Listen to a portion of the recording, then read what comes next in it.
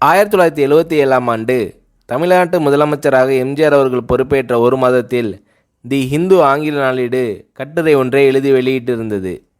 அதில் முதலமைச்சர் பதவி என்பது அதிகாரம் வாய்ந்தது அல்ல, அதிகாரமும் பணபலமும் உள்ள பலரை தினமும் சந்திக்க வேண்டிய ஓர் இடமே தவிர அதிகாரம் குவிந்துள்ள இடமல்ல என்று எம்ஜிஆர் கூறியிருப்பதை பார்த்தால் அவர் முதலமைச்சர் பதவி என்பது எவ்வளவு கடுமையானது என்பதை உணர்ந்திருக்கிறார் என்பதை தெளிவுபடுத்துகிறது.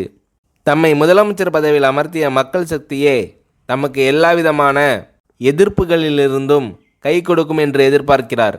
மக்களிடமிருந்து எந்த கருத்து வந்தாலும் அதை அவர் சீர்தூக்கி ஆராய்ந்து ஏற்பார் என்பது உறுதி.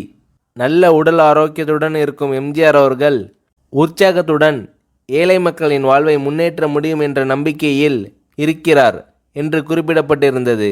அதன் அடிப்படையில் 1977, 1980, 1984 ஆகிய ஆண்டுகளில் அடுத்தடுத்து தமிழக முதலமைச்சர் பொறுப்பேற்ற எம்ஜிஆர் தம்மால் இயன்றவரை மக்கள் நலனுக்காக, மக்களின் முன்னேற்றத்திற்காக பாடுபட்டார்.